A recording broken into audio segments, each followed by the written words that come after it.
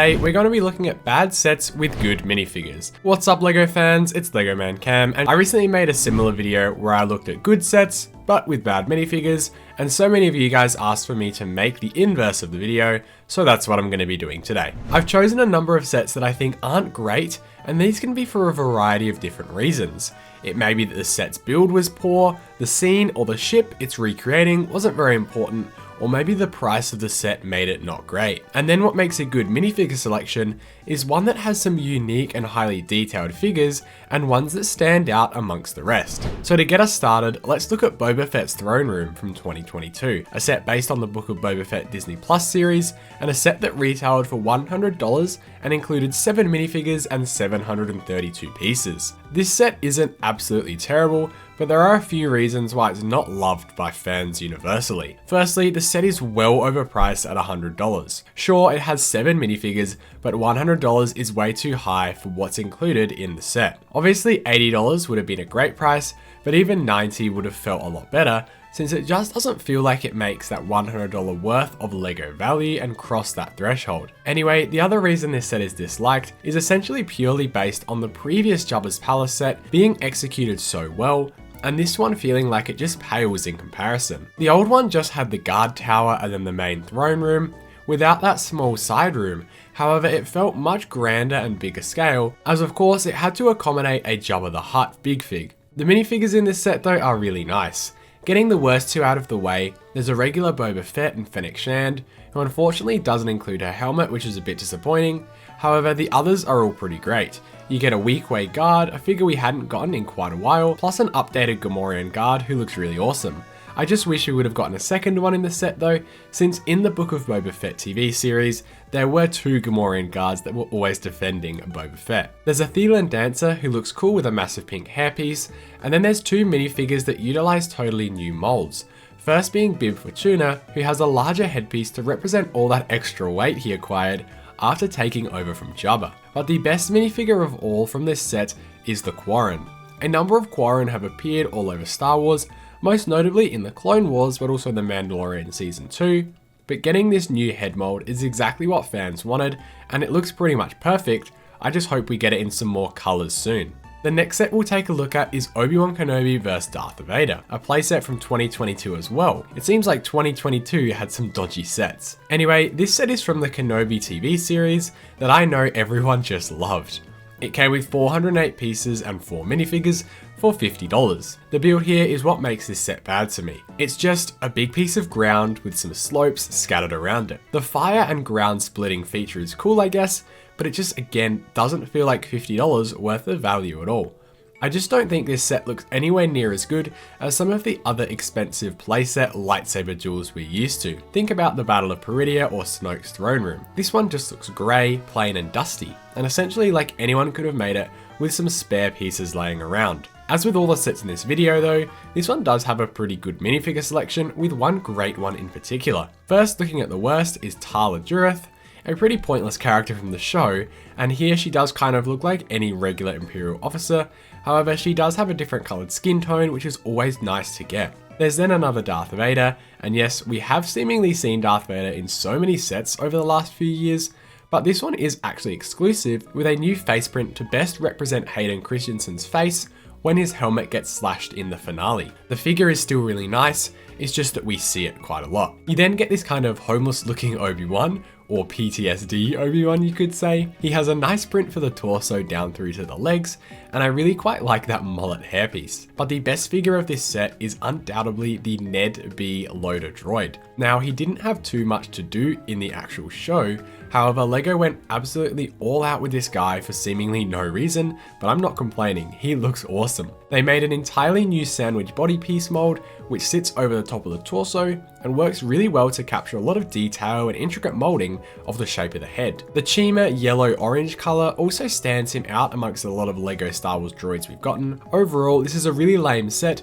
but the minifigures, especially Ned B, help this one out a lot. Also, just quickly, if you are new and enjoy these Star Wars videos, I've made so many and I'm going to keep making them, so please subscribe to stay up to date on all the latest videos. The first Order ATS tier is up next, and this is a set that I know almost everyone hates.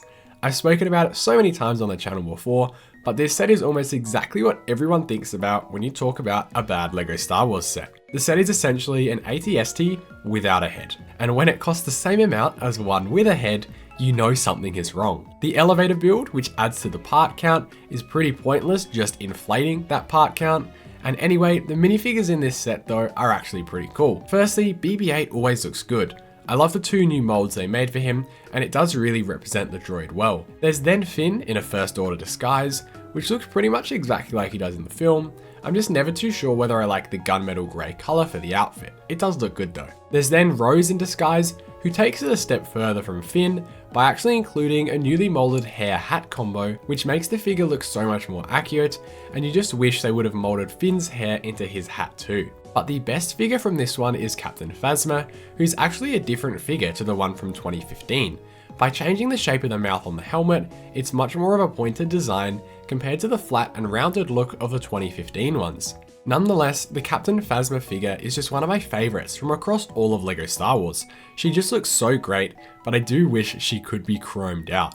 The Imperial Conveyex transport is up next, and this isn't too terrible of a set, but there are a number of things I think it does wrong. Firstly is the price. Being $90 for only 622 parts feels like it's way too high. Only one carriage and the main locomotive also makes it feel like a really small train for 90 bucks. The set being so small also doesn't allow it to properly swing and move around like the train does in the Solo movie. The builds for the carriage and locomotive are also not that great looking.